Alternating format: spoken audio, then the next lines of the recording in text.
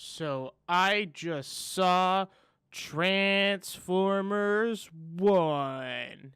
The one with the number 1 in it, but it's spelt out. And this is what I thought about it. Thank you. Overall, this thing is pretty good. A lot to like here, especially that tone. Man, was it nice to have a story with some weight and some consequence. It really felt like our characters went on a journey from the beginning of the movie to the end, which was a nice change of pace.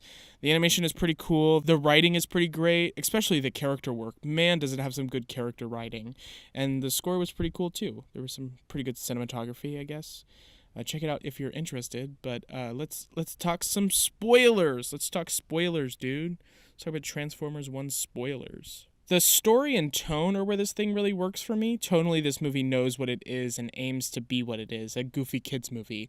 But it also goes a bit deeper with the character work, which I think is the real standout when you're talking about the writing. The story is pretty basic, like there's not a whole lot new to the story. We've seen it a bunch of times, but the character work is what makes the story really work for me. I mean, Megatron literally kills and threatens a few people, which is cool that it takes it that far. Usually we wouldn't see that kind of stuff in this kind of a movie, so that was a nice change of pace.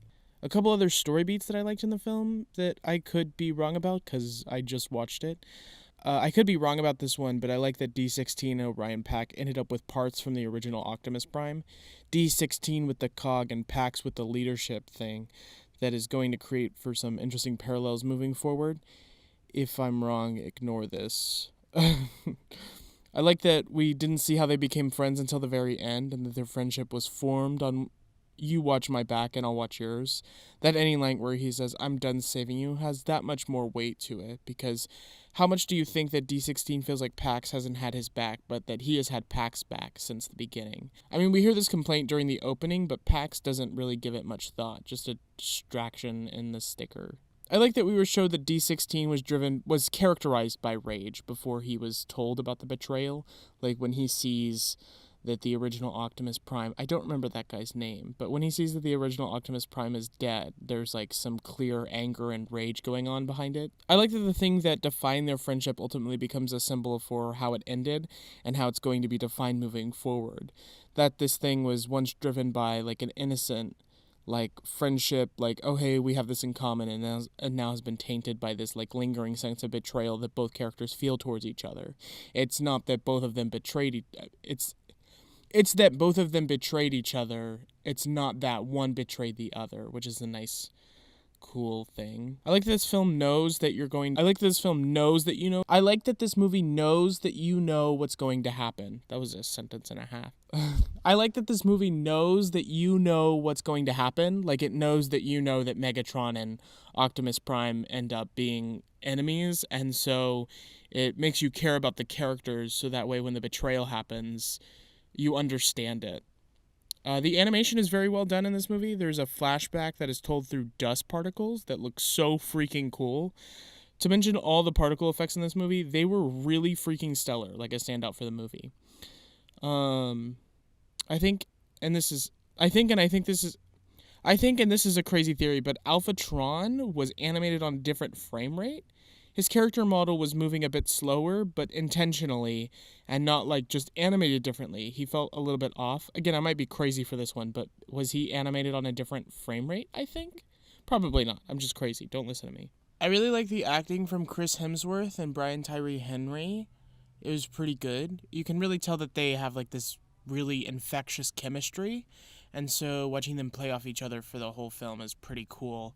Yeah, I really like Scarlett Johansson's voice acting in this movie. It's pretty good. There's a lot of subtleties in the way she says things that adds to her character a lot more. The subtleties that I like in the voice acting here is that you can hear them like emotionally expressing in the booth. Like you can hear them smiling and all that kind of stuff. So that's pretty cool. The cinematography is very nice. It gets better and better throughout the film, and then when you get to the third act, it's all pretty stellar.